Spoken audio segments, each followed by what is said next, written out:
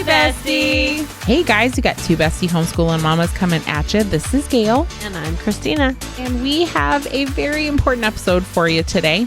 We are going to be talking about the dangers of binge scrolling. You know what I'm talking about? Laying in bed until 1 o'clock in the morning, having TikTok or Instagram, one of the reels saying, you know you've been scrolling too long. You know it, right? Here comes Chris. She's going to tell us all about it. Okay, so let's be honest. How often does endless scrolling on social media steal away our time and our focus? Mm-hmm. All the time, all right? Time. Okay, so in today's episode, we're going to dive into the social media time pit, how it impacts our lives, and most importantly, how to reclaim our time and attention in 2025. Whether you're looking to create healthier boundaries, refocus on what truly matters, or simply feel less tethered to your phone, this episode is for you. Mm-hmm. Let's start the new year strong, one mindful step at a time. I like it. Right. Like it. Healthier habits. It's really, I think, in my opinion, it's more important than a resolution is a healthier habit. Absolutely. Mm-hmm. Absolutely. The first thing we need to talk about is why and how we get stuck scrolling. Social media platforms are designed with one primary goal: to keep you engaged for as long as possible. Here's how they achieve this and why it's so hard to break free from it. So don't feel alone, because we all feel that. Yes. It is intentionally made. It's a marketing thing. It is. It's intentionally made to do that. So the power of the algorithms. Algorithms are tailored to show you content that aligns with your interest that keep you hooked. Okay, so that social media feed is constantly showing things that they know that is going to interest you because of what you've looked at in the past. Right. And that's the thing I think you need to kind of monitor in your head is like, what did I like? What did I actually stop and watch? Because that's actually what the algorithm is looking for. Did you watch this longer than 2 seconds? Like, which is just the catch your eye and push your finger. That's the thing. So if it's longer than a 5 to 7 second time frame, then they're like, oh, then she's interested in this. You don't even have to do the whole click on it, open it up and make it play, just having it sit there playing. And actually playing. Which is why some of the reels you'll see are like super tiny short, like 3 seconds, but they have a really, really long description in their thing. It's so that you're reading it, but it's playing over and over again. And so that helps their algorithm as well as yours to kind of show what you're interested in. Yeah. Yep. The endless feed creates a sense of what's next, a never-ending curiosity loop. So as this, you can scroll on for hours and hours and not get to an end, right? It keeps coming. It will never end. Right? It keeps coming. So much content. Yeah, so much, which is crazy. Yeah. And it's nice too that there's stuff out there that we want to watch. Well, and there's a lot of things that are super helpful. Absolutely. So it's not all bad. We're not saying this is all bad. It's about moderation, really. Absolutely. Yeah. Absolutely. So that loop is designed to never end and to keep your attention. So like, for example, TikTok and Instagram's the For You page or the Explorer search section, they serve as the content designed that you feel is personally curated to you. So it's making it easy to lose track of time because you're enjoying what you're watching. Yeah. Losing track of time. We have all done that. Oh, yeah. You sit down, you're scrolling. I'm only going to sit here for 5 minutes. I need a reset. I need a break. Right. And then an hour later, you're like, what did I just do with that last hour? Exactly.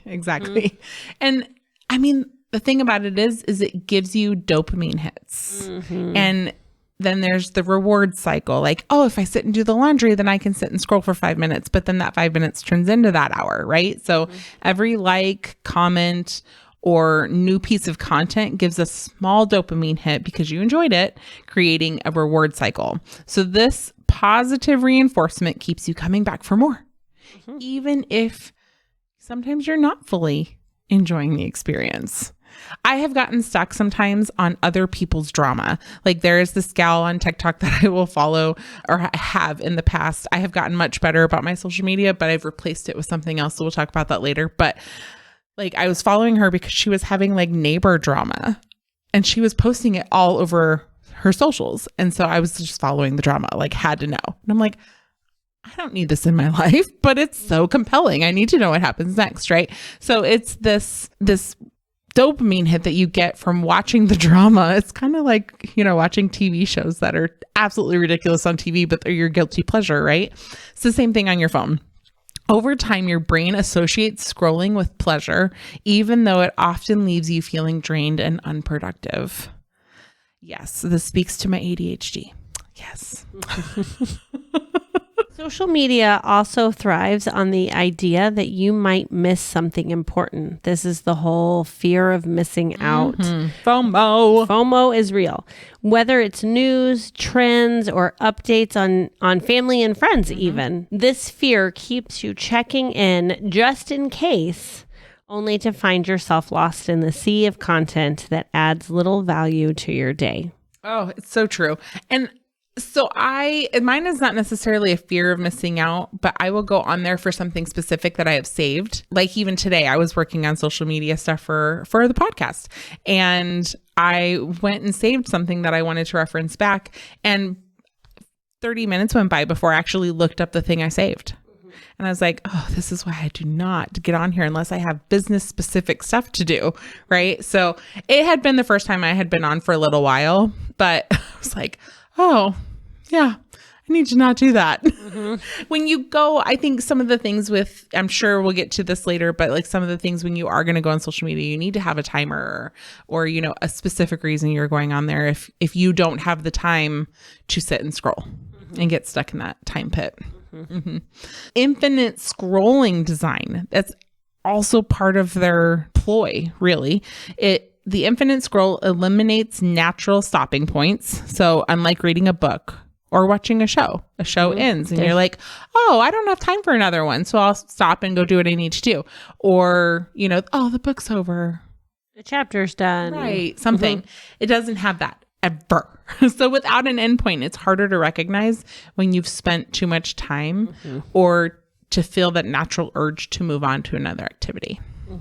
So habit formation and triggers. Over time, scrolling becomes a default behavior, a habit you turn to when you're bored, stressed, or avoiding other tasks. Let me say that again, because I know that we have all done this. This is something that we turn to when we are bored, stressed, or avoiding other tasks. Triggers like notifications on our phone, idle moments, or even just reaching for our phone to do something else.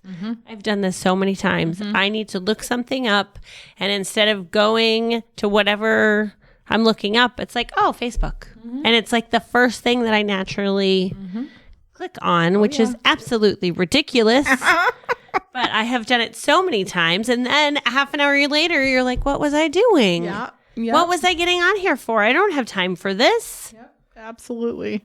It's crazy. So that's just kind of big picture why social media affects us the way it does, how it's designed to keep us there, to keep us engaged, to keep us scrolling, right? It's no secret that while social media connects us with our friends, trends, information, excess scrolling can take a significant toll on our mental health.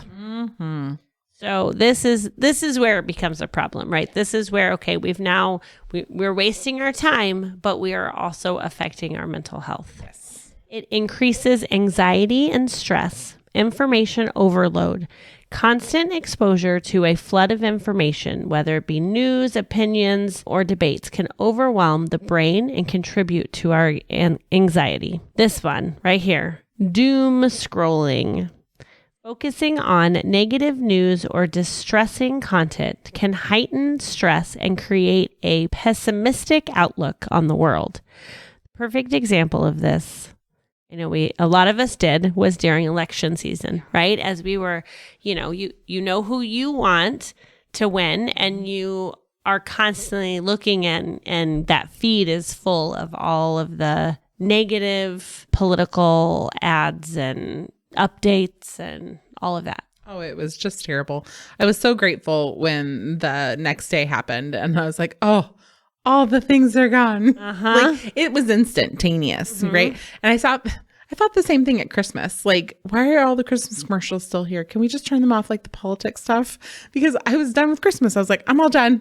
I was still watching Christmas movies after Christmas. Oh, we had Christmas down by the Saturday after. Nice. Mine's still up. So I couldn't do it anymore. I don't know what it is, but for me, like, I love Christmas. It's my favorite thing, but I put it up kind of early. Like I do mid-November. So by the time end December comes, I'm like, I'm done. Yeah. Give me a fresh start for January. Yep. I hear you. This year I'm ready to put it away. Right? I just haven't yet. So the mental health stuff, it gives you these feelings of inadequacy and low self-esteem too, though. This is a big one. Yeah, I think. because we've talked about it before. You all know the comparison culture. Social media is a highlight reel showing curated and often unrealistic versions of other people's lives that you don't know and you don't need to impress. Right. I'm going to take a line out of Dave Ramsey's book here real fast. And it just says, we're buying things and going to trips and buying cars and boats and stuff to impress people we don't like or know. It's ridiculous. And the same thing for social media, you guys. Seeing others' achievements, vacations, perfect photos make you feel like you're falling short, even if those posts don't reflect the full picture. And I'm just here to tell you, comparison is always the thief of joy. Absolutely. I'm not saying that person's life is falling apart underneath. That's not what I'm saying. I'm hoping that that's not the case, because I never would wish for somebody's life to be falling apart under a picture. But you don't know what's going on their 24/7, and they're legit just showing you their highlight reel. Absolutely. Right. And you have to think about too, when people are filming themselves crying, like, why are they doing that?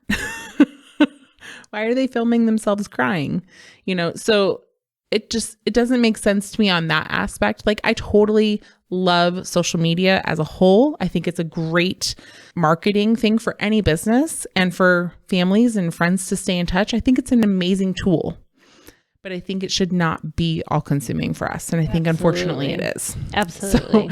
Well, because again, it was designed to do that. Right. So we just have to make sure that we are aware and therefore can adjust accordingly. Yeah. And in a few minutes, we're going to talk about some practical ways to do that. Absolutely. The other thing that the inadequacy and low self-esteem brings to you is your body image issues. Oh, girl, do I feel this? Okay. I feel this. Filters, photo editing, and influencer culture, and that can perpetuate an unattained beauty standard.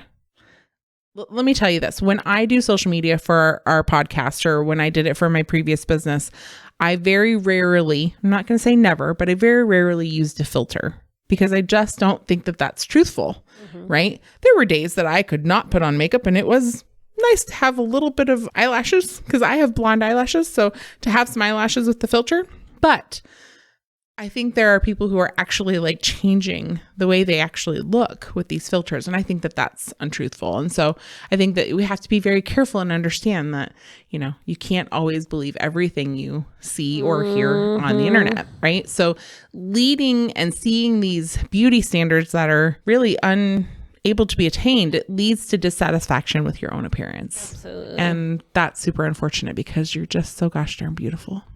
Because God made you just the way you're supposed to be. He did not make any mistakes. He did not. Tell me girls that all the time. Okay, so it also leads to sleep disruption, late night scrolling. How many times have we been there?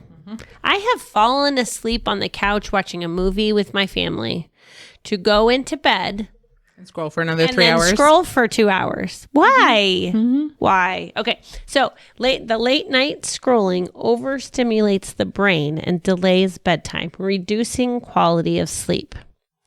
The blue light emitted by the screens suppresses melatonin production, making it harder to fall asleep even after you have put your phone down. Yes. So I don't know if you guys know this, but there's a tip to not use your phone or screens with blue light emission an hour before bedtime. And if you have an option, put a red light bulb in your lamp on your bedside and use that for the last hour. I've just this new year, I've been trying to, actually I just started it 2 days ago, but I've been trying to read a book, which I hate, like reading a real book. But if I do that, I get really tired. And so if I read it in bed, then I will be ready for sleep and I won't have just used the blue light as well.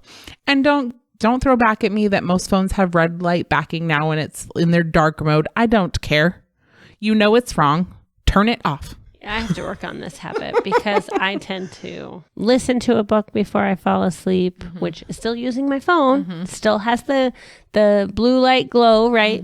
Or scroll before I go to bed. Well, and I had told my husband that if I got back in the habit of picking my phone back up before bed, that I was going to put it in the bathroom. And I would just buy myself an analog alarm clock for waking up in the morning. Which is probably better anyways because of the EMF with the Wi-Fi. Like unless you have an EMF blocker or a Wi-Fi blocker at night, you're sleeping through all of the things, right? Anyhow, I told him, I was like, okay, I'm going to try this with just leaving it and just reading my book and then turning off my light. And if I go back to my old ways, I'm going to put it in the bathroom. So that's my like backup plan if I cannot stay on task with my current healthy habit. Well, we have the rule for our teens that their devices get charged in the living room, not in their bedrooms. They don't have it. Okay, so I could do this with my teens because I know it's best for them, but yet my phone is still because we're grown-ups. Because we're grown-ups and we think we know better. Yeah. And we can do whatever we want because their mommy and daddies are not there to tell us, right? Well, that's true. But I wish that I had the same. We know what healthy habits are. And so we need to carry those over to ourselves. Right. Yeah. Exactly. Okay. So the last thing with the poor sleep impacts emotional regulation, leaving you more prone to mood swings and negative thoughts. So when we don't get enough sleep, we're affected. Our mood is affected by this. And then if we are sitting scrolling on our screen for hours at a time, we know that the next day we are going to be irritated. Been there, done that. Yep. And I'm not how I want my day to go. I'm now sleeping with a CPAP machine. And so I put on my machine as I'm reading so that my breath will get regulated before I actually start to fall asleep. Because that actually is kind of hard for me because I use a nasal cannula. And so it's kind of loud in my ear. It's not loud as a whole. Like the whole machine is, my husband cannot tell it's on. It's quieter than our snoring dog. Okay. Which you all have heard. Oh, Lord Jesus, this dog. The CPAP machine, though, helps me sleep prolonged and more deeply. And because I'm not waking up constantly, not being able to breathe, which apparently happened about 15 times an hour for me. It was terrible. But I'm telling you, it changed my sleep so desperately that I needed it so bad. And over the last month, it's been about a month and a half I've had it. And seriously, totally different person the next day when I get my 7 to 8 hours of CPAP sleeping. So even just like if you can sleep as a whole, women need 8 hours of sleep. Men can base off of 6. The leading studies show that women need at least 8 hours of sleep to be fully functional. So definitely I need at least 8 hours. Yeah. So, this is terrible for us. And so I implore you that if you can't put it down, please put it in your bathroom. I'm right there with you. This is a struggle that I have. You are not alone. There is no judgment here. There is no shaming here. We are with you and we want you to have healthier habits. Okay. So in the other section that can impede your mental health with scrolling and finding that binge pit that you're in is it can increase loneliness and isolation, which, it's just because you're creating these superficial connections, again, with people you don't know, who you don't know if they're going to like you, even if they knew you. So while social media creates the illusion of being connected, it often replaces deeper in-person interactions, leading to feelings of loneliness, which is just terrible. It is terrible. And I feel like it's even worse for us now past 2020. Oh, yeah. So, it was bad before that. And then that made it even worse. Yeah, so because people actually continued to not leave their home. And it's 2025 and we still have a lot of people who are refusing to leave their house and, go back to a normal life. And we implore you, if you're one of those people, please just find a community, a church who will help you to come back into community, because you need that. Yes, God designed us to be in community. Yes. Increased loneliness can also give you that fear of being left out, kind of like the FOMO. So constant exposure to other people's social events and interactions can actually exacerbate that FOMO. So making you feel isolated or excluded or like you're not wanted. And that is so lonely. Addiction and loss of control. The habit loop is what I'm going to call it. Scrolling becomes a default coping mechanism for boredom, stress, and loneliness, like we said before. Over time, this reliance can mimic addiction, where you feel compelled to check your phone even when you don't want to. Yes. Wow. Well, it's kind of like the screen lady we saw at the Texas convention. How, you get the dopamine hit from the video games. You get the same thing from your phone when you're scrolling. Yep, absolutely. Yeah. This lack of control over your time can create feelings of guilt, shame, and frustration, which further impacts your mental health. It does. So this is also going to be causing some decreased attention span and focus. So rapid, bite-sized content trains the brain to seek constant stimulation, reducing your ability to concentrate on tasks or enjoy slower, more meaningful activities. Over time, this fragmented focus make it harder to manage stress or engage in mindfulness practices. Yep. Just, it really affects you so badly. It does. And we just gave you guys a lot of information. A lot of here is why it happens and this is what it does. That was a lot to take in. I think it's important for you guys to hear, because it helps us realize that it's not just us, because we are often our worst. That you're doing it. Right. Maybe you don't realize how much it's affecting you, but hearing this, it's like, oh, I do that. Or I feel this way, or yeah. So you're not alone. This is something that affects all of us. It is the world we live in of social media and all of the effects of that. It's not going away. It's not going away at all. And again, as we've said, it's not all bad. No. It's just everything in moderation. Right. So understanding these psychological design traps is the first step towards breaking free of that hold that it has on us. For real. Once you know why you're getting stuck in that constant loop, then you can start implementing strategies to take back control of your time and attention, which is really, really, really important. So we have a few things that we can recommend to help with that. Yes. So the first one would be setting screen time limits, using a focus app or creating a social media free zone. So if you're in that space in your house, then your phone doesn't go into that space. Like you were saying with the bathroom. If it's not working by leaving it by your bed, move it to a different room. Exactly. Or if you know that you want your dinner table to never have a phone on it, then it just doesn't go to your dinner table. Any of those things. Or, scheduling intentional breaks, right? And so we have a screen timer on our iPad for our son. And if he needs more time, he comes and asks me. And if I'm like, well, nope, then you've already had your hour, then we're all done, right? And so we've done the same thing. He just got a Nintendo for Christmas, and we've had to do the same thing. You get 1 hour, right? And then you're all done. And for him, he's autistic, so he's very rule-based. And so if you tell him that ahead of time, you can't just let him play and then an hour goes by and you're like, okay, you got to get off. That is not how he will roll. But if you tell him, okay, you're playing now, you have an hour, and then the timer's going to go off, then he's okay, then puts it away most of the time, right? So it's setting rules and limits. And I implore you, if you are a parent and you're struggling with this, I guarantee you your kids who have social media and I implore you to take that away.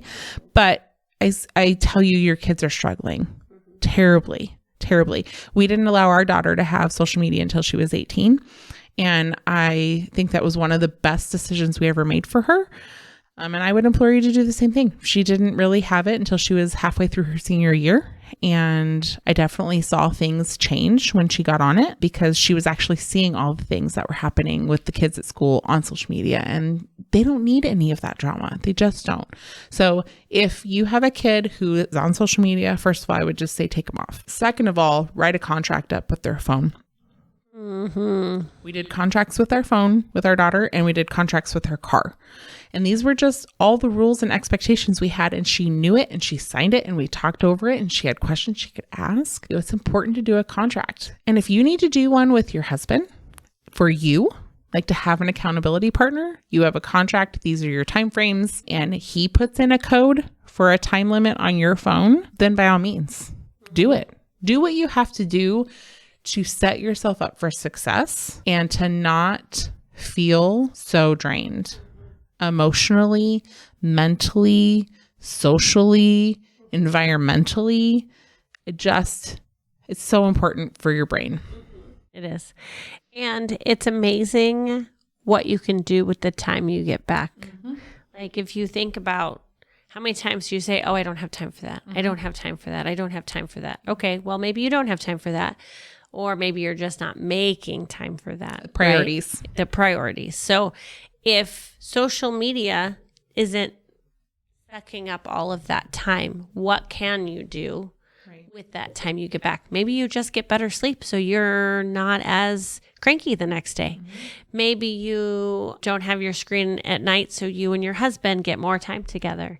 Maybe you aren't scrolling when your kid needs you for something, right? So what can you get back with that time? Yeah. So I like it. Yeah. Another suggestion is to replace that time, kind of like what I just said, but to replace that time that you would be scrolling with something else, something better.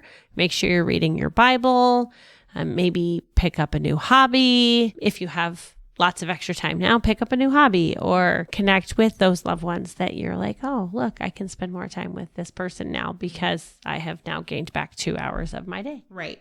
And just something from my own personal life is I replaced social media with a game on my phone. And I wouldn't recommend that either. Like I wasn't scrolling and seeing everybody's stuff. So it wasn't, this doom thing, but I was still getting dopamine hits, and I was spending several hours on it a day and then feeling like I didn't have time for anything else. And I'm like, okay, well, what am I doing? We watched, I don't know if you guys have ever seen this movie, but it's called The Forge. It's a new Alex Kendrick brother movie. And it's kind of a parallel to The War Room, and it's amazing. Oh, it's so amazing. And so it's about this gentleman who comes alongside this young man who doesn't have a father and kind of mentors him, right? And he told him a story about how his life was being sucked up by all of these things that weren't giving him the time to invest in his relationship with God. And so for this young boy, he figured out what it was that was sucking up all of his time, and he actually gave it away. Like he got rid of it. He stopped doing it. And so I've kind of been praying over that the last several days because I've been going through my own little thing with God and just like, I'm feeling like, why am I doing the things that I'm doing when I know I'm not doing what God has intended for me, like his will for me? And so what am I doing? God, show me the things that I'm doing that are not your will, right? And so I feel like social media can sometimes be that way. I think that there is a time and a place, and I think it is absolutely okay for you to sit down and do a little scrolling. I'm not there, again, no shame here. But when you are overwhelmed or you're having mental health issues or you're not getting anything else done because that's what you're doing, I promise you there's better things you could do with your time.